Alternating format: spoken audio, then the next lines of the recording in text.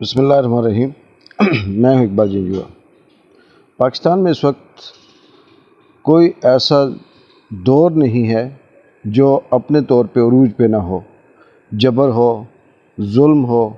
افراتفری ہو، اندھیر نگری ہو یا فسطائیت ہو، جھوٹ ہو، فراڈ ہو، کرپشن ہو، دو نمبری ہو، ہر ایک چیز اپنی جگہ پہ عروج پہ ہے۔ پاکستان میں اس وقت جو حکومت مسلط ہے رجیم چینج کے بعد، اس نے ماضی کے جتنے بھی ریکارڈ تھے وہ سارے کے سارے توڑ دیے۔ انسانی حقوق کی خلاف ورزیوں کی جو ریکارڈ ہے وہ اس وقت پاکستان کے اندر بدترین خلاف ورزی انسانی حقوق کی ہو رہی ہیں۔ کہتے ہیں کہ اگر حقوق کے لیے جہاد کرنا پڑے اور اپنے حقوق جنگ لڑ کر لینے پڑیں تو اسے جبر کا دور کہا جاتا ہے، اور اگر حقوق کے لیے صرف دعا آخری سہارا رہ جائے، کہیں سے کوئی امید نظر نہ آئے، تو ایسے دور کو ظلم کا دور کہتے ہیں، جس دور میں اپنے حق لینے کے لیے صرف آخری سہارا انسان کے پاس دعا ہو۔ اچھا، یہ بھی ہے کہ اگر کچھ لوگوں کو حقوق مل ہی نہیں رہے اور کچھ لوگ ایسے ہیں جن کو ان کی حیثیت سے، ان کی اوقات سے زیادہ حقوق ملتے ہیں یا حق مل رہا ہے، اس دور کو افراتفری کا دور کہا جاتا ہے۔ یہ بھی کہتے ہیں کہ ہر شے، ہر جنس جب ایک ہی دام سے فروخت ہونے لگے تو اس دور کو اندھیر نگری کہا جاتا ہے۔ پاکستان میں یہ سب کچھ چل رہا ہے، جبر بھی ہے، ظلم بھی ہے، افراتفری بھی ہے، اندھیر نگری بھی ہے، لیکن کیا بات ہے اس ملک کے جابر حکمرانوں کی، ظالم ٹولے کی، کرپٹ اشرافیہ کی، جو صرف اور صرف اپنے پیٹ کی خاطر، اپنے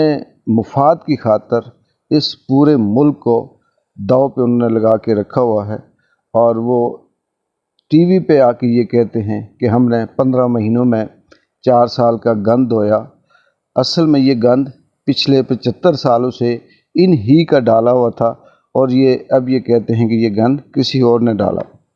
حقوق کی ادائیگی جس ملک میں، جس معاشرے میں اگر کسی انسان کو، کمزور کو، رعاع کو اگر حق نہ دیا جائے تو وہاں پہ محبت نہیں ہوتی۔ حکمران عوام سے اس کا حق چھینے اور وہ یہ خواب دیکھیں کہ ان کے ساتھ کوئی محبت کرے یا ان کے لیے کوئی آواز اٹھائے، یہ ممکن نہیں۔ اور جب حقوق کی پامالی ہوتی ہے تو عام آدمی جو ہوتا ہے، جو بے بس ہوتا ہے، کمزور ہوتا ہے، اس کے دل میں نفرت پیدا ہوتی ہے، اور جب نفرت پیدا ہوتی ہے تو پھر بغاوت کا جذبہ یا بغاوت وہاں سے جنم لیتی ہے، اور یہ وہ بغاوت ہوتی ہے جس کے لیے کسی گن اٹھانے کی ضرورت نہیں ہوتی یا اس کے لیے کسی جنگ کی ضرورت نہیں ہوتی۔ یہ بغاوت اندر ہی اندر پلتی ہے، اور جیسے ہی عام آدمی کو موقع ملتا ہے وہ اس بغاوت سے، اس نفرت سے فائدہ اٹھا کر پھر علم بغاوت بلند کرتا ہے۔ حقوق ادا نہ کرنے والا ظالم کہلاتا ہے، اور یہ تاریخ گواہ ہے کہ ظالم کا دور بہت کم ہوتا ہے۔ قدرت قانون ہے کہ ظلم کا دور ختم ہوتا ہے۔ پاکستان میں اگر ہم بات کریں تو عمران ریاض جو ایک صحافی تھا، اس نے کوئی جرم نہیں کیا تھا، وہ صرف حق کی بات کرتا تھا، جو حالات گراؤنڈ پہ ہوتے تھے اس کی بات کرتا تھا۔ وہ موجودہ رجیم چینج کے بعد یہ جو فسطائیت سے قائم شدہ حکومت ہے، ان کو آئینہ دکھاتا تھا، اور ان کے وہ جو جھوٹ ہیں اس کو سامنے لاتا تھا۔ اس کی ویورشپ زیادہ تھی، لوگ اس کو وسیع پیمانے پہ سنتے تھے، لیکن انہوں نے اسے 2 مہینے سے زیادہ کا وقت ہو گیا نہ صرف جبراً غائب کر رکھا ہے، اس کے اوپر پتہ نہیں کیا کیا ظلم ہو رہے ہیں، کس طرح سے اسے ٹارچر کیا جا رہا ہے، یہ اللہ جانتا ہے، لیکن وقت آئے گا تو یہ بھی سامنے آئے گا۔ عرشی شریف کو تو انہوں نے شہید کر دیا۔ پاکستان میں پاکستان تحریک انصاف کے جتنے بھی کارکن ہیں، جو 10,000 بتائے جاتے ہیں، جس میں مرد و خواتین، بچے، بے گناہ، بوڑھے، سب کے سب پابند سلاسل نہیں ہیں، وہ ظلم کی اس اندھیری کوٹھڑی میں ہیں جہاں نہ ان کی آواز باہر آتی ہے، نہ ان کو پینے کا پانی صاف دیا جاتا ہے، نہ انہیں کھانے کے لیے کچھ صاف کھانا دیا جاتا ہے، رہنے کے لیے جگہ نہیں ہے۔ وہ بدترین جانور سے بھی بدترین زندگی وہاں گزار رہے ہیں۔ شہریار افریدی، اس کا کیا قصور تھا؟ صرف یہ کہ یہ پاکستان تحریک انصاف کا ممبر تھا، اور پاکستان تحریک انصاف کی ٹکٹ سے یا اس کی پلیٹ فارم سے اس نے اپنے دور میں اس کے پاس عہدہ تھا۔ تحریک انصاف کے عہدے کے دوران شہریار افریدی نے کیا کیا اور کیوں کیا، کیسے کیا، جو رانا ثناء اللہ کے اوپر الزام ہے، یہ سب کے سب کو پتہ ہے کہ یہاں کون کیا کرواتا ہے اور کس طرح سے جب مطلب نکل جاتا ہے تو اسے کس طرح سے پھنساتے ہیں۔ شہریار افریدی بدترین، اس پہ تشدد ہو رہا ہے،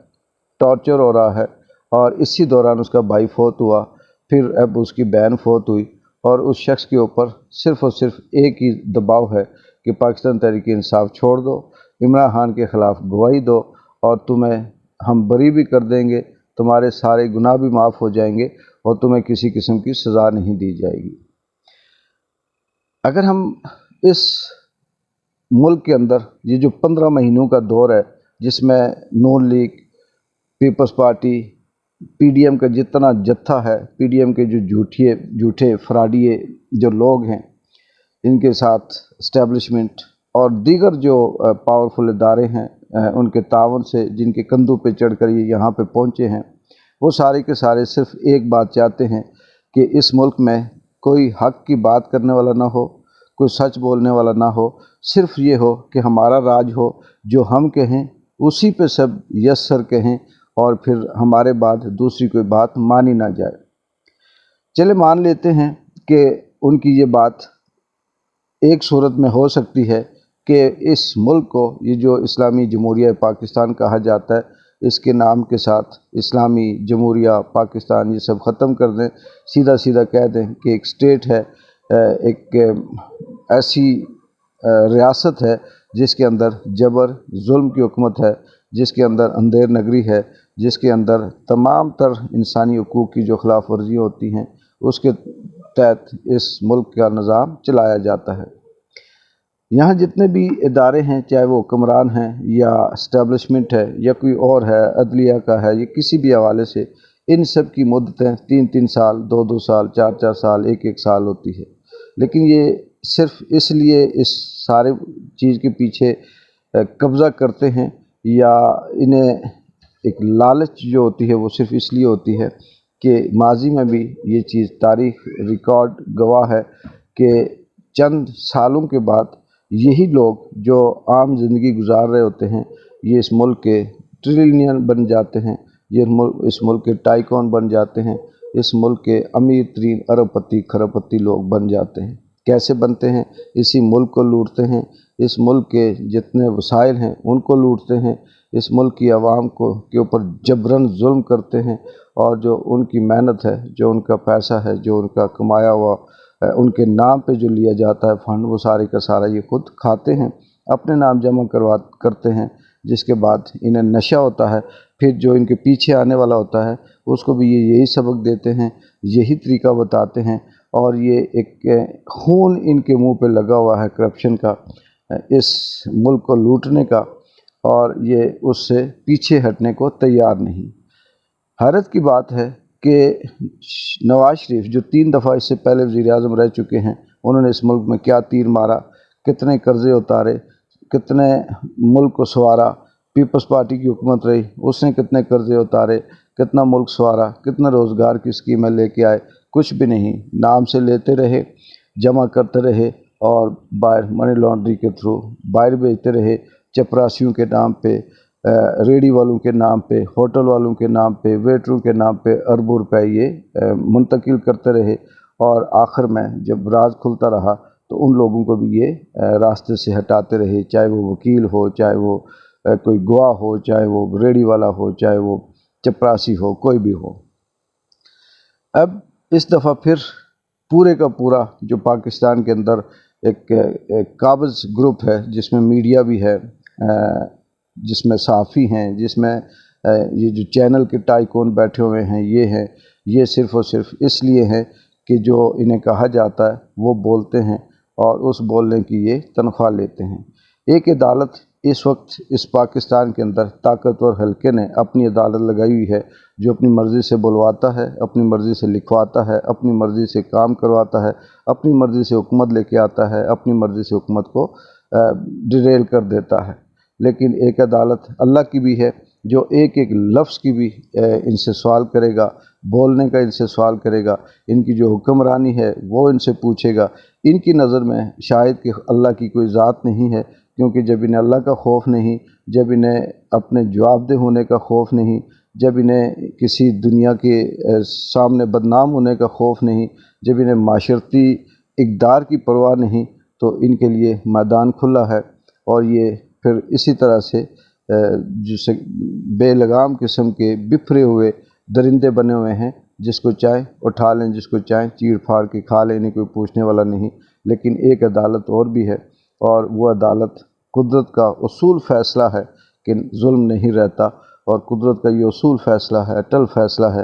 کہ اس طرح کی جو فسطائیت ہے یہ زیادہ دیر نہیں چلتی۔ ایک بار جن جو کہ اجازت دیں، اللہ حافظ۔